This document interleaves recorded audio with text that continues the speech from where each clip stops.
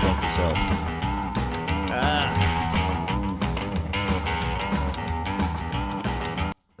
That's a term from the 70s. We used to get down with our funky selves. Hey, this is Cash here from the Cash Cast. Yes, I made that up. Isn't it brilliant, don't you think? This is for the Niner faithful in the chase for number 6, a group that my friend Derek Weatherford runs, and he's kind enough to let me come in and spiel for about 5-10 minutes. Hey, it's a big day for the 49ers and 49er fans, and considering that we have nothing else going on in life, which we don't, no baseball, no basketball, no nothing, this is it. This is all we get. But the NFL draft is a big deal. It has been that way for a while. But it's just the press it gets and the media attention it gets. That's what makes it even better. It's still a big event, regardless of what's going on right now. But, hey, this is all we get. This is all we get. I do remember back in 1986 when the 49ers were drafting, they didn't have it live. And when they might have, but it was early in the morning. That's why the NFL used to do the entire draft in one day. And that was 12 rounds. 12 rounds of drafting is what they used to do. And Bill Walsh, well, he had a task. Well, first thing, Bill Walsh, what people forget or they didn't know about, Bill Walsh didn't have a first-round pick in 1979 and 1980 because the 49ers actually traded the first-round picks away to the Buffalo Bills so they can draft or so they can trade for a busted-up future murderer, allegedly, O.J. Simpson, that was a terrible, terrible deal for the 49ers. It set them back. It got their GM fired. And Bill Walsh came in, and he actually built that team up. And the first-round pick he had was 2 years after he took over the team, and he drafted some dude by the name of Ronnie Lott.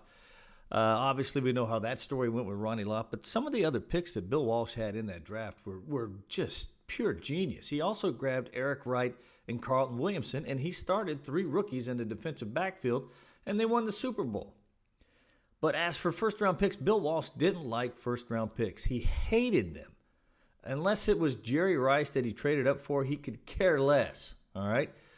That true story. Bill Walsh's words. He did not like first-round picks if he didn't get what he wanted. Now, obviously, he got lucky he didn't get lucky. He knew what he wanted with Jerry Rice. But in 1986, he had a dilemma. He had an old team. He had a lot of needs.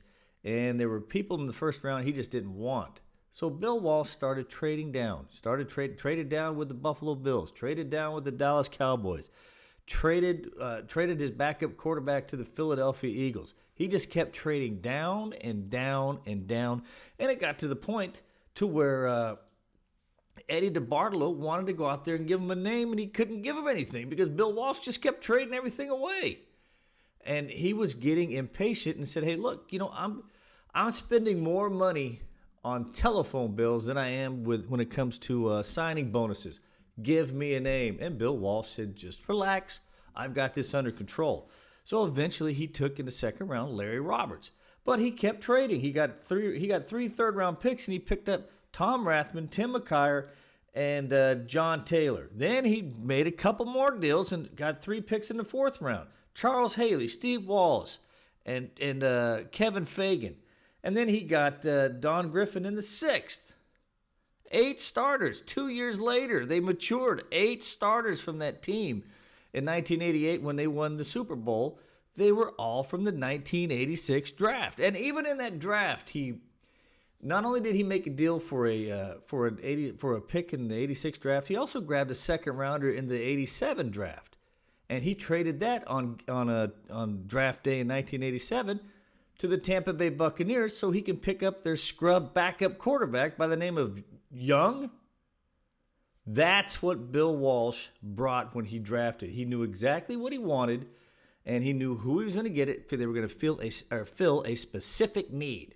Now, fast forward to 2017, the first draft that John Lynch and Kyle Shanahan had. They actually made some good moves in the first round, but the 2 players they picked up, Solomon Thomas, all right, has not panned out. And Reuben Foster, there was a reason that he that he was available. He's a nutcase. But at the time, we were happy with it. 49er fans were happy with it. But that 2017 NFL draft that the 49ers had, when they passed up guys like, they passed up some dude by the name of Mahomes. A lot of people did. But then again, yet I digress. But in that draft, though, they picked up Ahkello Witherspoon and some dude by the name of Kittle. All right, and they signed as an undrafted free agent Matt Breida. So the 49ers did grab a couple of players, and you can't beat that in a draft. If you can get one or two good starters, you're in. The 2018 draft, besides Mike McGlinchey going in the first round, they grabbed Fred Warner in the third round. Julian Taylor, if he can ever stay healthy, was a pretty good seventh-round pick when he's healthy. They picked up Kentavious Street, who's seen some time. DJ Reed had seen some time at the cornerback spot. So the 49ers picked up some good pieces. Last year, they grabbed Deebo Samuel in the second round. And I'm holding out hope for Jalen Hurd. I am. But I'm gonna go over one more pick that they had last year and how it's setting up for this year. The 49ers have made available Quan Alexander, D. Ford, and Jaquiski Tart. Now, D. Ford's always hurt.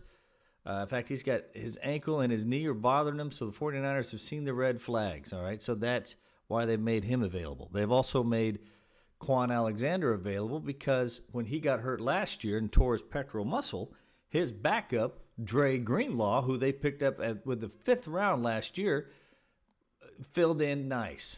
I mean, he picked off Russell Wilson, and then same thing, couple games later, made that stop on the goal line to give the 49ers the NFC West and home throughout the entire playoffs. So that's what the 49ers are thinking, and that's what they're faced with when it comes to this draft this year. Yes, they have 2 first-round picks, but nothing between 2, 3, and 4.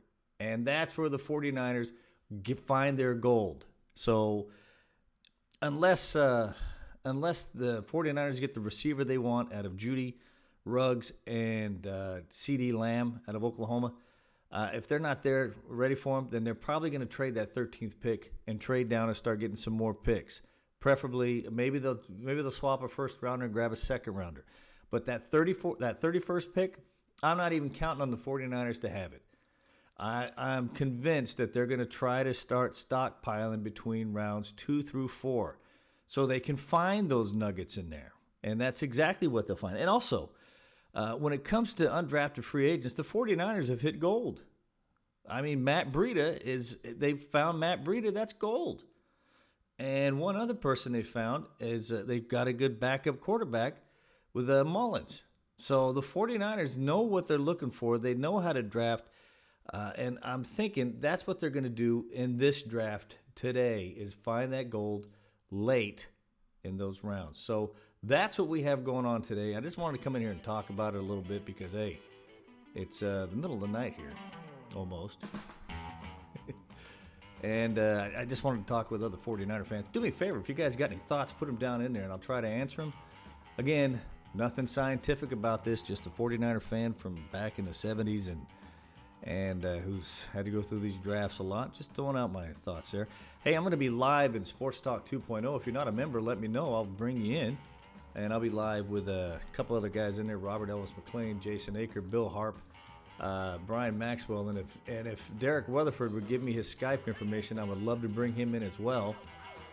Considering Roger Goodell is going to be picking from his mom's basement, which is a $44 million basement. That's what we have today. Anyway, those are just my thoughts. Thanks for listening. I appreciate it, and I hope you enjoy the Cash Cast.